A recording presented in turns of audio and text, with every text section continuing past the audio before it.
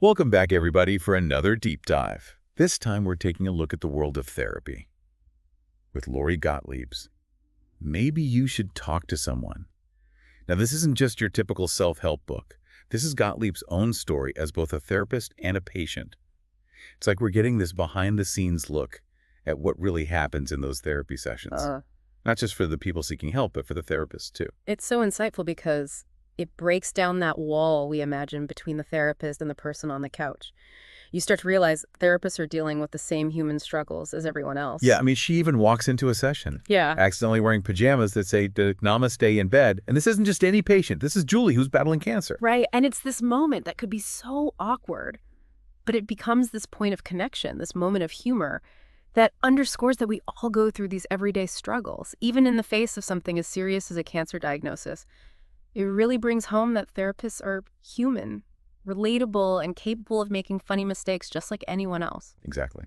And speaking of relatable, as you're reading the book, you start to see all these parallels between Gottlieb's own therapy sessions with her therapist, Wendell, and what her patients are going through. Right, because she's not just observing her patients, she's going through those same emotions, doubts, anxieties herself. It really shows that these aren't just patient problems, they're human problems that I think we can all relate to in some way. So let's talk about one of those patients, John. He's a successful TV producer. At first, you'd think he has it all together. But as the sessions with Gottlieb go on, you start to see that his humor and this outward composure are actually defense mechanisms. It's almost like he's built this wall around his emotions, and the thought of being vulnerable is terrifying for him. And we see this play out, particularly when Gottlieb tries to talk about his childhood. He kind of brushes it off, says it was great, but there's this clear resistance to going deeper. Why do you think that is? Well, our childhood experiences really shape us as adults, right?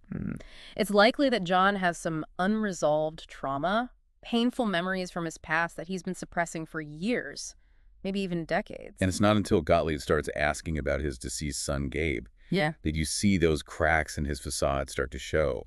He breaks down. And it becomes clear just how much grief he's been carrying for all those years. That moment is so powerful because it shows the danger of holding all of those emotions in. They don't just disappear. They can come out in unhealthy ways. It reminds us that vulnerability, as scary as it can be, is often that first step towards healing. And this emotional breakthrough starts to affect other areas of his life. Particularly his relationship with his wife, Margot.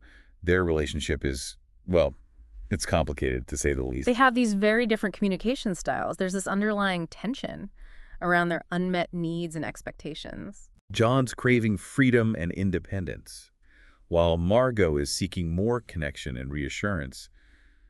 We even see how this plays out in their intimate life, which adds another layer of complexity to their dynamic. Do you think this is specific to them?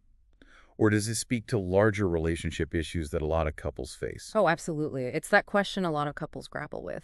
How do you maintain your individuality while nurturing a deep connection with your partner? How do you deal with those inevitable differences? How do you find compromises that actually work for both people? It's this constant balancing act. And I think John and Margot's story is a really great example of those universal challenges we face in relationships. But it's not just John and Margot who are dealing with difficult relationships. Gottlieb herself is going through a breakup, and she's turning to her own therapist, Wendell, for support. And what's interesting is she starts to feel those same feelings of loss and uncertainty that she's seeing in her patients. Wendell even points out that she might be grieving something even bigger than just the relationship itself. He suggests that she's grieving this future that she had envisioned, which is really fascinating because it connects back to what John was going through with the loss of his son. Even though the circumstances are different, those core emotions are so similar. It just highlights the universality of grief and loss. We all go through it at some point, and it shows that even therapists aren't immune to those emotions. It really underscores this idea that therapy isn't about fixing people. It's about acknowledging our shared humanity.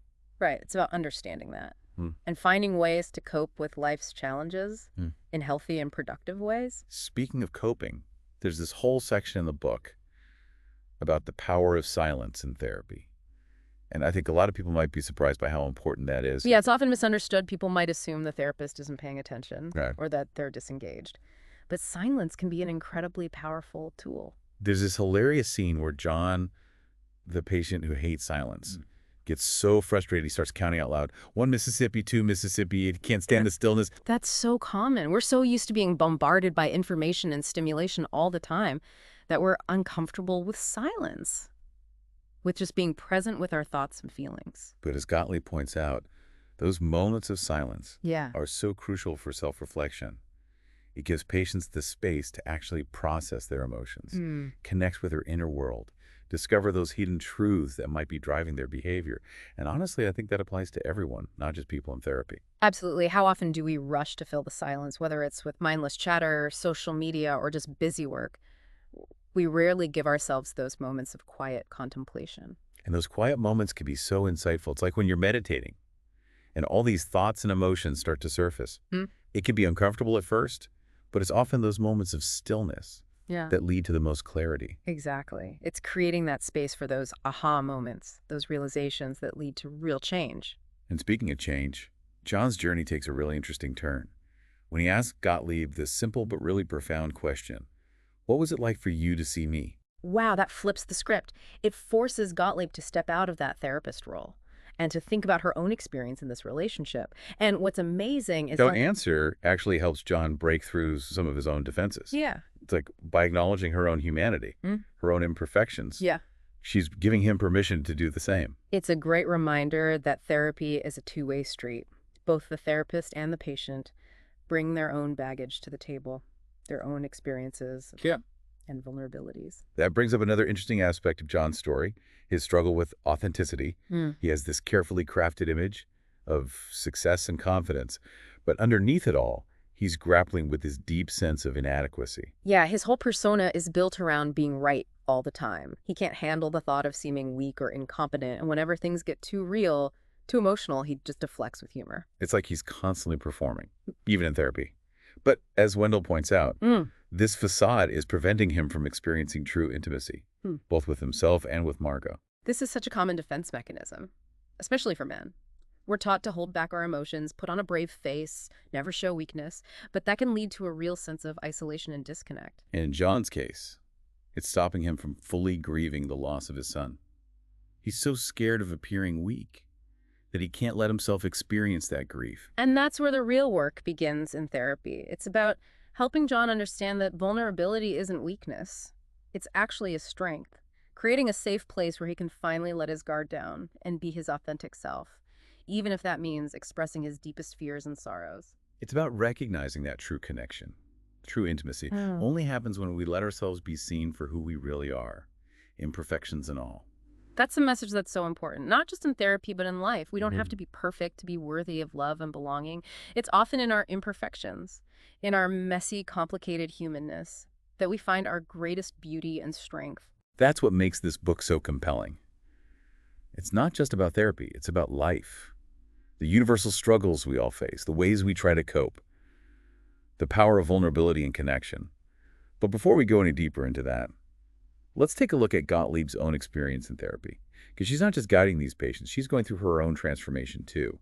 It's fascinating to see Gottlieb the therapist become Gottlieb the patient in these sessions with Wendell. Yeah, it's like she's holding a mirror up to her own life, examining those same anxieties and uncertainties that her patients are going through. And what she finds is, even therapists have blind spots. She goes to therapy because of the breakup initially, but as she's talking with Wendell, she starts to question her whole career path. She even has this recurring thought, half my life is over, which is kind of heavy. That speaks to this fear that I think a lot of people have, that fear of reaching a certain age and thinking maybe I made the wrong choices or took the wrong path. It's like she's wondering if she should have gone into medicine instead of therapy. Exactly. And Wendell, being Wendell, he doesn't offer these easy answers or dismiss her feelings. He helps her examine those fears, but also consider that it's never too late to make changes.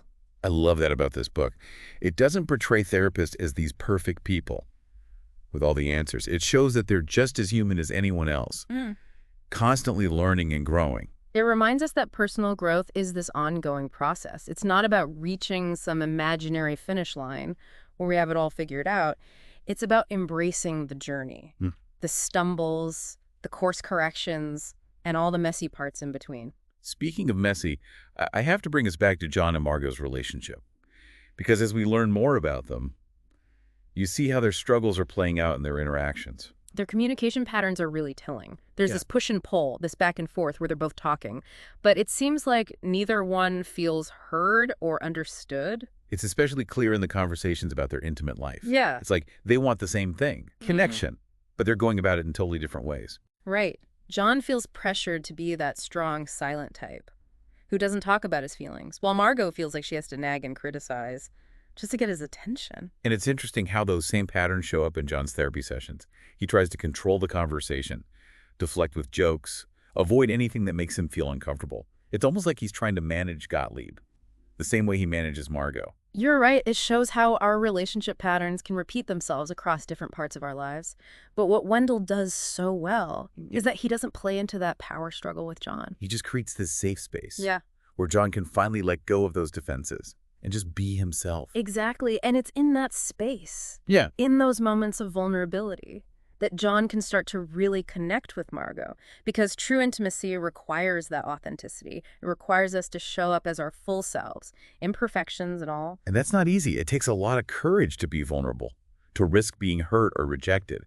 But as John and Margot find out, those rewards of authenticity are huge. Because when we allow ourselves to be truly seen, we open ourselves up to those deep, meaningful connections that can truly enrich our lives. So while John and Margot are working through their relationship, Gottlieb's still dealing with those feelings of regret and uncertainty about her life choices. And this is where I think the theme of unexpected outcomes comes in. Because Gottlieb reminds us that life is full of surprises, both good and bad. We can't control everything, and sometimes those things we're afraid of end up being blessings in disguise. We see that in Julie's story. When things seem hopeless, she finds out that her experimental cancer treatment is actually working. It's a total game changer, and she's suddenly given this second chance. It really speaks to the resilience of the human spirit and the importance of never losing hope, even when things seem bleak. But as Julie's health improves, she faces these new challenges. How do you live a meaningful life, knowing that your time might be limited? How do you make the most of each day? That's a question that I think resonates with everyone, not just those facing a serious illness. Absolutely. Julie's journey makes us think about our priorities, those big questions about what matters most. It encourages us to live each day intentionally, cultivate gratitude, and find joy in the little things. Yeah. Because ultimately, none of us knows how much time we have. There's this bittersweetness to Julie's story, because even though she's been given this reprieve, she's very aware of how fragile life is. And that awareness leads her to embrace life even more fully. She starts taking risks, pursuing her passions, reconnecting with her loved ones, and just living each day with this newfound purpose and clarity. It's like she's giving herself permission to be fully alive, to experience all of it, the joy and the pain. And this new freedom helps her to reconnect with Matt on a deeper level. Their relationship becomes a beautiful example of how vulnerability and shared experience can actually bring people closer together. They start communicating more openly, appreciating their time together, and facing the uncertain future together with love and courage. But as we know, Julie's story doesn't have a fairy tale ending. Her final chapter is heartbreaking, but also incredibly inspiring. Because even though she ultimately loses her battle with cancer, she leaves behind this legacy of love, courage, and a deep appreciation for life. And her final act of generosity, her unique approach to her own funeral, is a testament to that enduring power of human connection. And we'll get to that. But first, I want to touch on something else that Gottlieb talks about: the role of humor in therapy. Oh, humor is so important in therapy. It can help to ease tension, build rapport, and make those really difficult conversations a bit easier. It's like this shared language that allows the therapist and patient to connect more deeply. And Gottlieb uses humor both with her patients and with Wendell. There are moments of genuine laughter throughout the book, which reinforces that even in the midst of all this pain and suffering, there's still room for joy. It's a reminder not to take ourselves too seriously, to find those moments of levity, even when things are tough, and just embrace the absurdity of life. It's like she's saying, hey, life could be hard, but we can still find ways to laugh, connect, and find those moments of grace that make it all worthwhile. Speaking of grace, we have to talk about Wendell, Yeah. because he is not your typical therapist. Oh, he's definitely a character, quirky, insightful, and incredibly compassionate. And his approach to therapy is far from traditional. Just take his office, for example. Yeah. It's described as this mix of mismatched furniture. Fake flowers, doilies, you name it. Not exactly what you'd expect from a renowned therapist. But that's Wendell. He's not concerned with appearances. He cares more about creating an environment where people feel safe, comfortable, and free to be themselves. And he does that through humor silence. Yeah. His own intuition and these unexpected interventions that really get you thinking. One of the things Gottlieb learns from him is how to be truly present with her patients. Not just listening to their words, but also their body language, their tone of voice, those subtle cues that often reveal so much more than words ever could. It's about seeing the whole person, not just the problem they're presenting, recognizing that sometimes the most important communication happens below the surface. And Wendell also teaches Gottlieb about the importance of vulnerability. He encourages her to share her own struggles with her patients, not in a way that takes the focus away from them, but in a way that helps them feel less alone, more understood. It's that idea of the wounded healer, the therapist who's been through their own challenges and can use those experiences to connect with their patients on a deeper level. That's what makes Wendell so effective. He's not afraid to show his humanity. He's messy. He lets his patients see that he's not perfect. And that's such an important message, not just for therapists, but for all of us. We don't have to have it all figured out. To be helpful, compassionate, or to make a positive impact on others. Our imperfections, our vulnerabilities, those are often what allow us to connect with people in a more authentic and meaningful way. And as Julie embraces her second chance, she starts to explore those parts of herself that she had kept hidden. And that leads to some really profound realizations about what it means to truly live and love. It's like she's finally allowing herself to be her true self. Right, to experience the full range of emotions, the good and the bad. And this newfound freedom helps her reconnect with her husband, Matt, on a deeper level. Oh, wow. They had their own issues, of course. But as Julie embraces her true self, it changes their relationship. They start communicating more openly, cherishing their time together, and facing the unknown future with this shared sense of love and courage. It's amazing how vulnerability can be so transformative, and how going through these challenges together can bring people closer. It reminds us that even when things are tough, love and connection can be powerful sources of strength. But Julie's story, as we know, doesn't have that typical happy ending. And her last chapter is something I think a lot of readers will remember. It's heartbreaking, but also incredibly inspiring. As her illness progresses, Julie starts preparing for what's coming. She knows her time is limited, and she wants to make the most of it. And what she does is extraordinary. She writes an email invitation for her own funeral. An invitation to her own funeral? Yes, but it's not a typical somber invitation. It's this quirky, irreverent, and deeply moving reflection on her life and her relationships. It's almost like she's throwing a party, a celebration of her life. Exactly. She's giving everyone a gift, a way to grieve and celebrate in a way that feels real and true to her. Wow, and the invitation is filled with all these personal touches. Jokes, memories, expressions of love and gratitude. It's incredible. Really powerful stuff. It's a reminder that even in the face of death, there's still room for joy, for humor, for cherishing those connections we have. When Gottlieb gets this invitation, she's struck by the contrast between Julie's diagnosis and her incredible spirit, her determination to truly live. It shows us that we don't have to let fear or despair take over.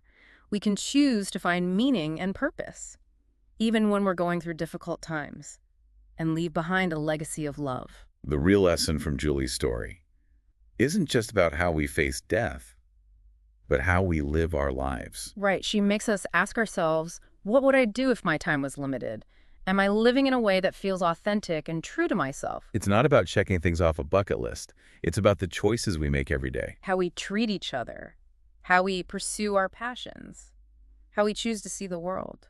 It's about finding joy and connection and appreciating the beauty around us, even when things are hard. Absolutely. So as we wrap up, what's the key message you want listeners to take away from maybe you should talk to someone? I hope they'll gain a deeper understanding of the importance of human connection and the transformative power of vulnerability in therapy. It's a good reminder that it's okay to ask for help, that we don't have to struggle alone, and that there's always hope. Even in the darkest of times. If you're intrigued by this conversation, definitely check out Maybe You Should Talk to Someone. It's a powerful book that will stay with you long after you finish it. Thanks for joining us for this deep dive. It's been a pleasure exploring these ideas with you. Yes, thank you. And remember, it's never too late to start living a more authentic, meaningful, and joyful life.